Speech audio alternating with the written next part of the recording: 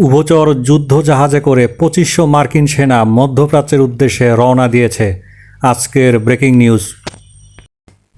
News হিসেবে সবাই এটিকে নিয়ে আলোচনা করলেও প্রিয় দর্শক, আমরা আজকে যে বিষয়টি নিয়ে আলোচনা করতে এসেছি তা হলো অ্যাম্ফিবিয়াস ওয়ারশিপ বলতে আসলে কী বোঝায়, আমেরিকার কাছে এটি কেন একটি অত্যন্ত মারাত্মক অস্ত্র হিসেবে বিবেচনা করা হয় এবং বিশ্বে আর কোন কোন দেশের হাতে এই মারণাস্ত্র রয়েছে। কিন্তু তার আগেও বলতে চাই, আমরা সবাই কায় মনোবাক্যে চাচ্ছি আমেরিকা যেন এ যাত্রায় সফল না হয়। কিন্তু তারপরও আমাদের জানতে হবে এই শিপটি আসলে কী ধরনের ক্ষমতা বহন করে, কতটা বিধ্বংসী এবং কতটা ক্ষতি সাধন করতে পারে। এই নৌযানটিকে বলা হয় অ্যাম্ফিবিয়ান অ্যাসল্ট শিপ AAS। এটি এমন একটি অ্যাম্ফিবিয়াস ওয়ারফেয়ার শিপ যাকে ডিজাইন করা হয়েছে এমনভাবে যে সমুদ্র পথে শত্রু এলাকার অভ্যন্তরে ঢুকতে পারে নিঃশব্দে। দর্শক, আপনারা জানেন ইতোমধ্যেই আমেরিকার অত্যন্ত বিখ্যাত দুইটি এয়ারক্রাফট ক্যারিয়ার ইরানের হাতে মার খেয়েছে। যে এয়ারক্রাফট ক্যারিয়ারকে বিবেচনা করা হয় আমেরিকার ১ নম্বর গৌরব হিসেবে, সমরাস্ত্রের দিক থেকে তাদের সব থেকে কার্যকরী এবং ক্ষমতাশালী নৌযান হচ্ছে এই এয়ারক্রাফট ক্যারিয়ারগুলো।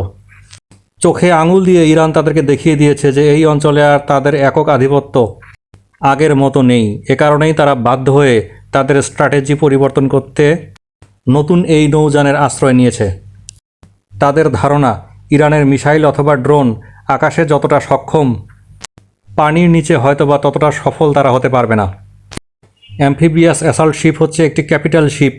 এটি যুদ্ধক্ষেত্রে একটি সেন্ট্রাল হাব হিসেবে কাজ করে এবং একটি এক্সপেডিশনারি স্ট্রাইক গ্রুপ হিসেবে লিড করে। এদের মধ্যে হেলিকপ্টার ক্যারিয়ার থাকে এবং এরা ড্রোন ক্যারি করতে পারে। এছাড়াও এদের মধ্যে ইনফ্যান্ট্রি এবং কমব্যাট ভেহিকল থাকে যারা প্রয়োজন বোধে স্থলে প্রবেশ করতে পারে। যেহেতু আমেরিকা এইবার স্থলযুদ্ধের প্রস্তুতি নিয়ে এগিয়ে যাচ্ছে এবং মধ্যপ্রাচ্যে তাদের অসংখ্য মিত্র রয়েছে, অসংখ্য ঘাঁটি রয়েছে, তাই এই সুবিধা কাজে লাগানোর জন্যই এবার এই পদ্ধতি অবলম্বন করা। এটি একটি সেফ সি-বোর্ন বেজ হিসেবে কাজ করে এবং যুদ্ধের অন্যান্য কম্পোনেন্টগুলোকে একত্রিত রাখে।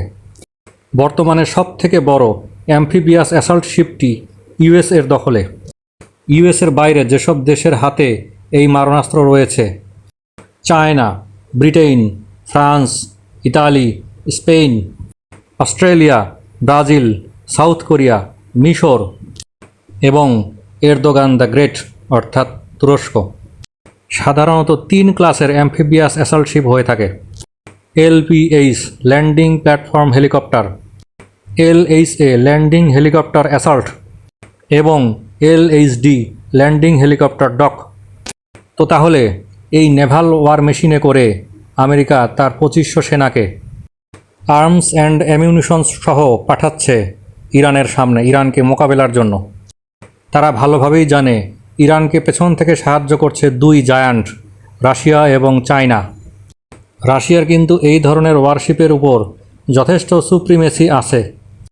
তবে গালফে কিন্তু কিছুদিন আগেও ইরানের একটি নৌবাহিনী ব্যাপক ধ্বংসযজ্ঞের শিকার হয়েছিল আমেরিকার টর্পেডোর আঘাতে। যাই হোক প্রিয় দর্শক, ইরানের সাথে আমাদের সম্পর্ক সবসময়ই ভালো এবং আমরা চাই এই যুদ্ধ যেন কখনোই দীর্ঘমেয়াদী না হয়। কারণ রাজায় রাজায় যুদ্ধ হয়, উলুখাগড়ার প্রাণ যায়। বাংলাদেশ হচ্ছে সেই উলুখাগড়া। ইরান অভয় দিয়েছে আমাদের যে আমাদের অয়েল ট্যাঙ্কারগুলো তারা আক্রমণ করবে না। কিন্তু দর্শক, আমাদের ভয় কিন্তু ইরান নিয়ে নয়, ইসরায়েলকে নিয়ে। গালফ অঞ্চলে এখন সব থেকে আতঙ্কের নাম হচ্ছে ইসরায়েলের আত্মঘাতী আক্রমণ। তারা সৌদি আরব, বাহরাইনে অনেক স্যাবোটাজ অ্যাটাক করছে শুধুমাত্র ইরানকে দোষ দেওয়ার জন্য এবং ইরানকে কোণঠাসা করার জন্য। বিশ্ব মিডিয়া সব কিছুই বুঝতে পারছে। তাই আমাদের তেলবাহী কার্গো ভেসেলগুলো বাংলাদেশে নিয়ে আসার ক্ষেত্রে অত্যন্ত সাবধানতা অবলম্বন করতে হবে। আর শেষে আপনাদের জন্য একটি ধাঁধা রেখে যাচ্ছি প্রিয় দর্শক, বাংলাদেশ কবে এমন একটি অত্যাধুনিক উভচর যুদ্ধজাহাজ বানাতে সক্ষম হবে? না, হাসবেন না, হাসার কিছু নেই। বাংলাদেশের সক্ষমতা কিন্তু এতটা কম নয়। জাহাজ তো বটেই, যুদ্ধজাহাজ বানানোর মতো ক্ষমতা বাংলাদেশের কিন্তু আছে, তবে সেটা মাঝারি মানের, খুব বড় মানের নয়। আমরা তো আর এয়ারক্রাফট ক্যারিয়ার বানাতে অভ্যস্ত নই।